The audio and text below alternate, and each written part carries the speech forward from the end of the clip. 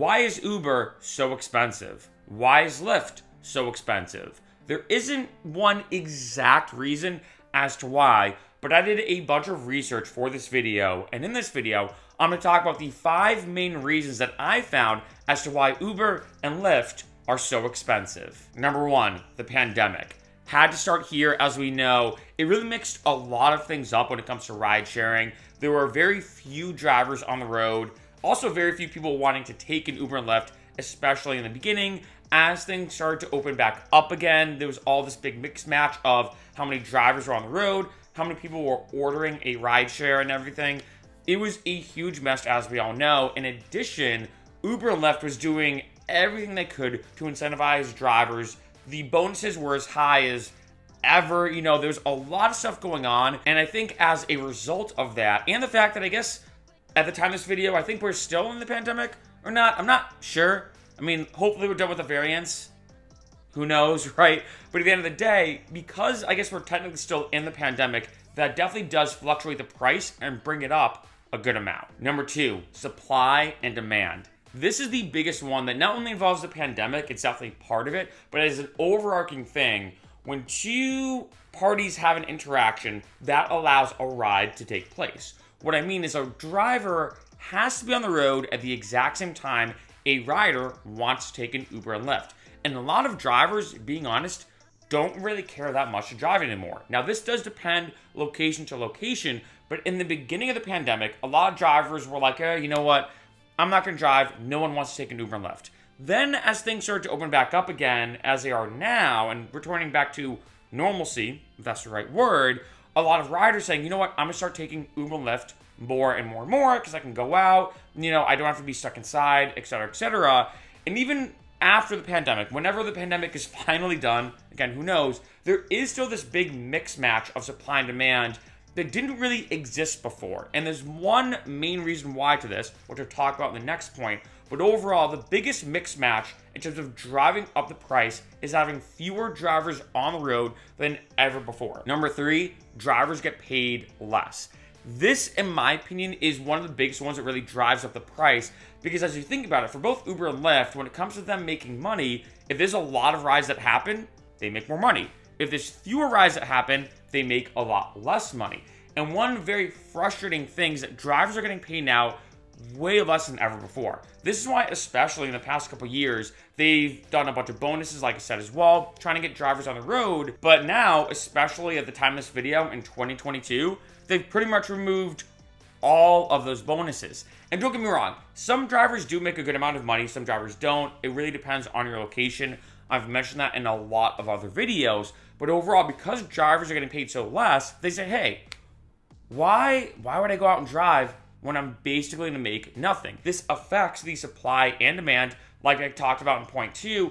And this is kind of related to the pandemic, like I talked about in point 1. But even after the pandemic, even after things get back to normal, drivers just get paid so much less than before. A lot of drivers are like, hey, I'm not going to drive, which means getting a Lyft and Uber is way more difficult, way more expensive. Number 4, the catch-22 ordering.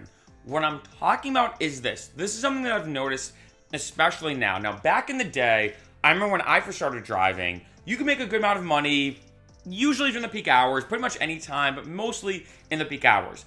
However, now, as drivers are getting paid less and less, like I just talked about, it's becoming more lucrative and even more imperative that you really only drive during the peak hours.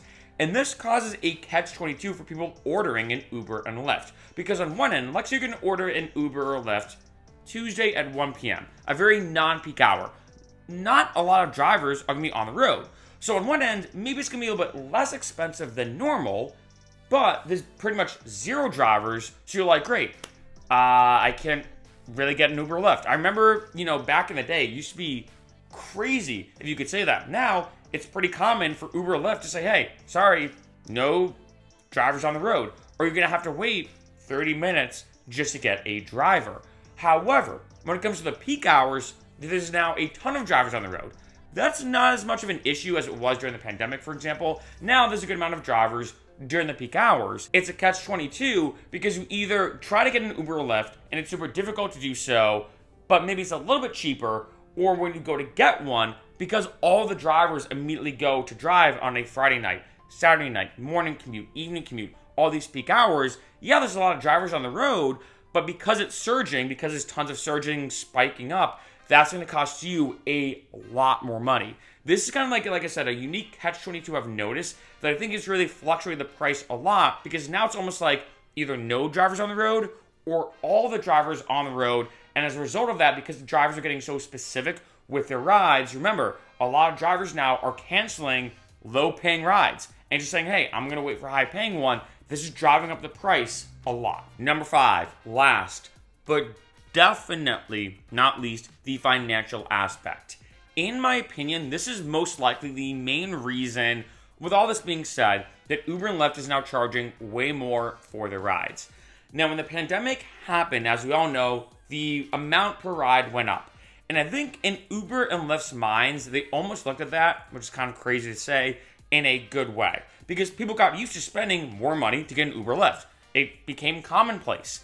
And now, you may have noticed with the pandemic, like I said, pretty much being over, or I don't know. Now that things are more normal, the ride amount is pretty much the exact same. It's not gotten cheaper. It's still as expensive as it was in the beginning of the pandemic. Now, when Uber and Lyft first came out, a lot of the rides were super cheap. I remember being in LA, I could go from, let's say, the Valley, which is like northern part of LA, all the way deep into Hollywood for like $12. Now, that same ride probably be about between $30 and $40. Almost a 3x increase in that price. I remember how cheap it used to be. Now it's more expensive. And when doing a lot of research for this video, I found that when it comes to Uber and Lyft satisfying their investors on the more financial business side, what they did is made rides super cheap to acquire a lot of customers. The customer acquisition cost was a lot less. I mean, think about it. If you say, hey, it's $12 to go from this one place to this one place, everybody's going to take an Uber and Lyft.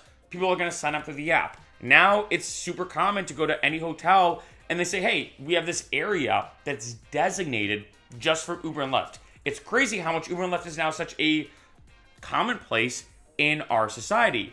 At some point, though, as you can imagine, that business model is not feasible.